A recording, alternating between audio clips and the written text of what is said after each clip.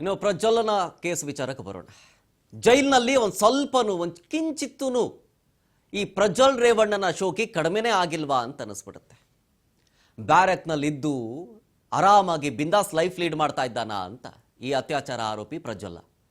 Jail ಸೇರಿದ್ರೂ ಕೂಡ ಈ ಮಾಜಿ ಸಂಸದ ಪ್ರಜ್ವಲನ ಹಳೆ ಚಾಳಿ ನೋಡಿ.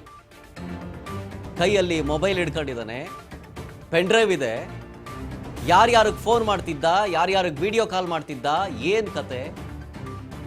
ಆತನ ಕೈಯಲ್ಲಿ ಆಂಡ್ರಾಯ್ಡ್ ಫೋನ್ ಇತ್ತು. ದಾಳಿ ಸಂದರ್ಭದಲ್ಲಿ ಪ್ರಜ್ವಲ್ನ ಆಡಿಯೋ ವಿಡಿಯೋ ರಹಸ್ಯ ಎಲ್ಲವೂ ಹೊರಗೆ ಬಂತು. ರಾತ್ರಿ ಪೂರ್ತಿ ಚಾಟ್ ಮಾಡ್ತಿದ್ದಂತೆ, ಯಾರ ಜೊತೆಗೋ ಫೋನ್ನಲ್ಲಿ ಗಂಟೆಗಟ್ಟಲೆ ಗುಸುಗುಸು ಪಿಸು ಪಿಸು ಅಂತ ಮಾತಾಡ್ತಿದ್ದಂತೆ.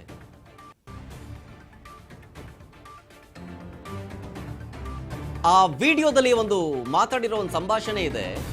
Hello first, this is some order ಅಂತ ಪ್ರಜ್ವಲ್ ಮಾತಾಡ್ತಾನೆ. ಅದರಲ್ಲಿ ನಿನ್ನೆ ಮೊನ್ನೆ ಮಾಡಿದ್ದೆ, ಅದು ಓಕೆನೂ ಆಗಿಲ್ಲ, ಏನ್ ಮಾಡ್ತಾ ಇದೀಯಾ? ಕಲರ್ ಬಟ್ಟೆಲಿ ಅತ್ಯಾಚಾರಿ ಆರೋಪಿ ಫುಲ್ ಮಿಂಚೊಡಿತಾ ಇದ್ದಾರೆ.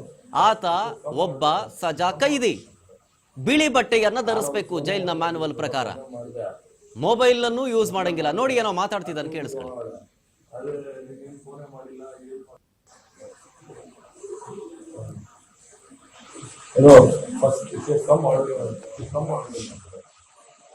ನಾನು ಫೋನೇ ಮಾಡೋಕ್ಕಾಗಿಲ್ಲ.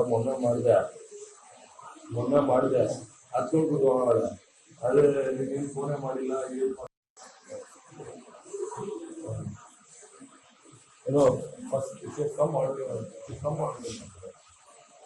ನಾನು ಫೋನೇ ಮಾಡೋಕ್ಕಾಗಿಲ್ಲ. ಮೊನ್ನೆ ಮಾಡಿದೆ